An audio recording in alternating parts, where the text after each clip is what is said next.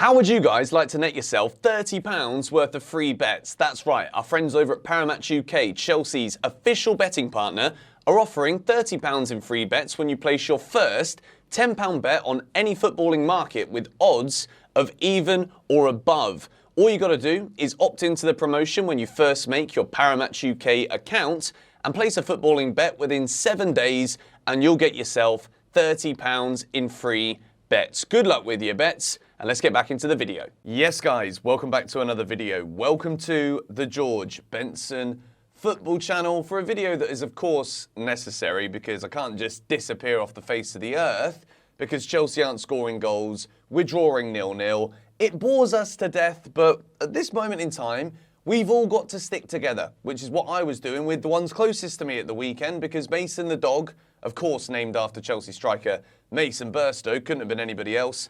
He's been undergoing surgeries in veterinary practices and he's doing all right as of this morning, but he hasn't been for the last 5 days. So that's where I've been. But Chelsea have been in the same frame of mind as we have been for a very, very long time. And that's why for me, as much as it's not a comfortable video to make, because quite frankly, it's got to a point already this season that I was at for the entirety of last season where it was like, well, Chelsea might not be winning football matches, but I at least want to get that feeling of the experience of seeing Chelsea score a goal. And we're back to a point now where we've got Nottingham Forest, a blank, Bournemouth, a blank. You look forward, the games don't get that much easier. They're not easy at all. We've got Aston Villa, free scoring, free flowing Villa.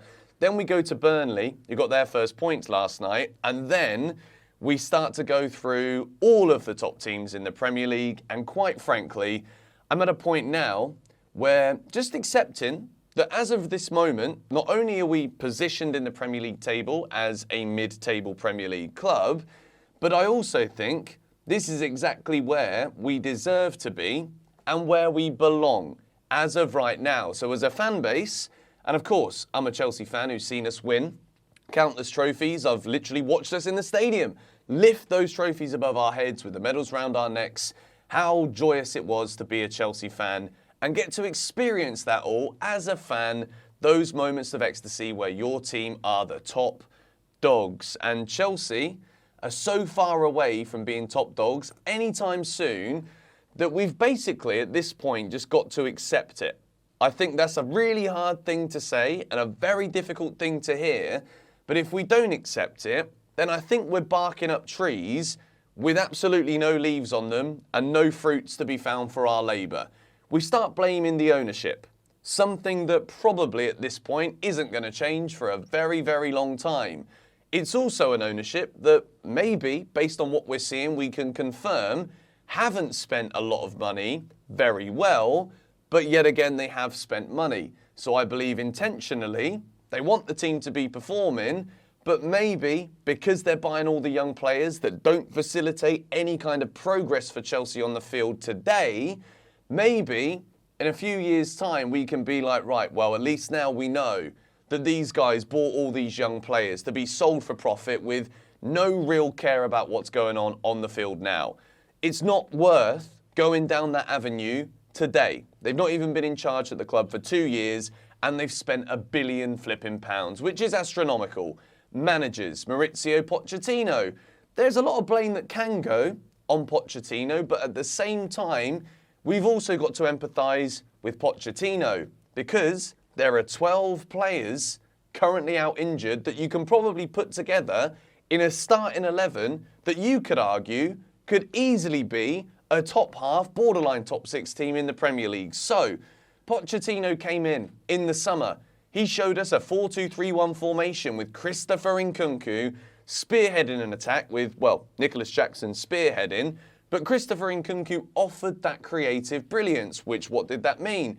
It meant that in the final third, in the creative area of the field, Chelsea had players who had those little nuance abilities on the pitch to make things happen and score goals. The majority of the players that were really making the difference in pre-season, they're either injured or at the same time, all of those around him are being plucked out of the flipping academy. You got Ronnie Stutter on the bench. He's had a great start in PL2, but he makes the bench for Chelsea at the weekend. And when I looked at the team that Pochettino puts out, I'm like, you know what? I don't think this game's going to go very well because of what I can see. But at the same time, I can't even blame him, because when you look at the squad list, you're like, well, actually, we've got like 12 players missing, 14 players missing. Like, what more can he do? We're giving debuts out for fun as if they're flipping England caps after every time an England player plays, he gets a cap. At the same time with Pochettino, I do think he's an easy scapegoat right now. He's an easy scapegoat for Chelsea fans because there are certain things that he's doing that he maybe doesn't necessarily have to do that just don't bring out the benefit of the players that we've got. Levi Colwill is not a left-back. Levi Colwill, what does he do very well from centre-back?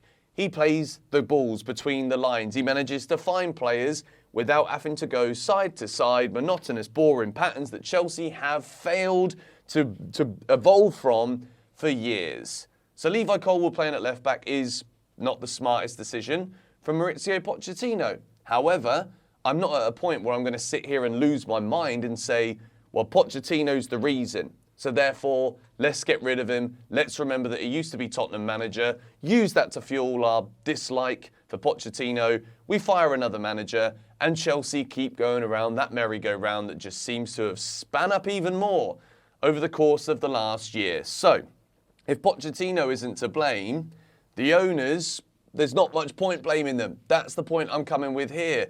We now have to focus on the reality, which is actually going to come across very harsh, but sometimes that's what the reality is. Right now, Chelsea's issue is that we cannot put the ball in the back of the net. And I'm not even going to go along the lines that people seem to say of it's cursed, because that's just running away from the problem. Because quite frankly, whether you believe in witchcraft and sorcery of various kinds or not, you can't just turn around and say, oh, well, we're cursed, mate, so don't worry about it. We ain't going to score this week, but we're cursed, all right? So just give us a little bit of time.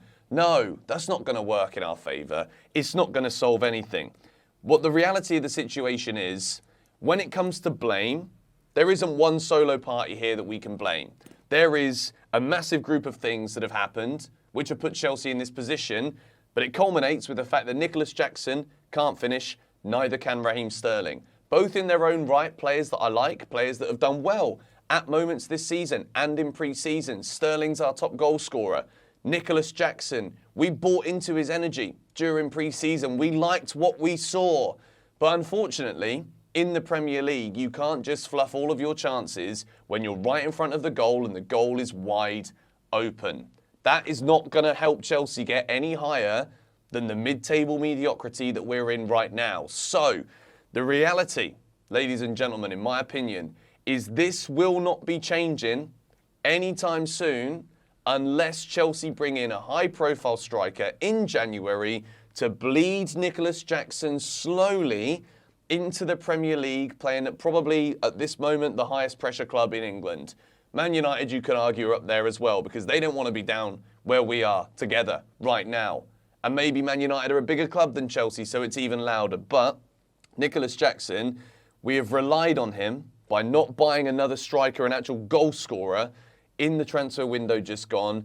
We have put so much pressure on the shoulders of Nicholas Jackson, and right now he just cannot cope with it. He snatches at chances, the finishing is poor, he's getting into brilliant positions, but then sometimes you've got the kind of players putting the balls in front of him that should have been shooting. And then when they're shooting, they're trying to pass it, and they're passing it behind him. Chelsea don't have quality in the final third. We have spent a ton of money, but right now they're all players that are trying to find out who they are as players. They are players that were either surplus to requirements at brilliant attacking teams, Cole Palmer, Sterling. Man City, they saw a reason to sell them to Chelsea because they got so many great attackers and they don't have an issue trying to score a goal. I watched a brilliant video on Twitter a few minutes before I filmed this video talking about the way that Chelsea build attacks, City build attacks. To quote the video, basically, Chelsea, they want to go and do a lap of the block before we get the ball in the box.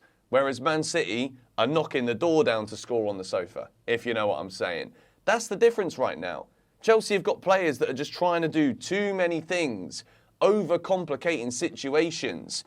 And realistically, I don't see it changing anytime soon. That is me holding my hands up and saying I think our season, based on what I thought we could get to just a few weeks ago, back in August, is gone. I think we're going to absolutely pick up in form eventually. Why? Because we've got half a flipping squad out injured right now. And as much as I don't think we can keep getting more injuries, surely we can't, can we? They haven't really done much to the turf at Cobham to change the fact that everyone rolls their ankle every week.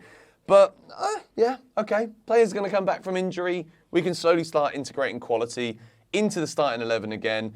And we are creating chances. We're putting the ball into good areas over and over again. And I do think eventually, Nicholas Jackson isn't just a player who's not very good. He's getting into good positions, but right now, Chelsea have become desperate already because we're just not seeing anything different. So the fans are on the back. The manager is probably, there's conversations probably happening, not to fire him, but about, right, what are we going to do to change this? Can we keep playing Mudryk, please? Because we spent 70 million on him, but then you're 0-0. He's the best attacking outlet on the pitch, and Pochettino brings him off for Chilwell to play left wing again. See where I'm going with this here? There's everybody to blame right now. Absolutely everybody has got flaws, things that are going wrong. But as fans, we just got to stick together through this right now because we all want our old Chelsea back. We do.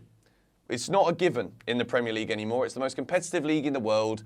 Anyone can beat anyone. There are teams significantly more advanced with us right now in their progress to continually be competitive at the very top.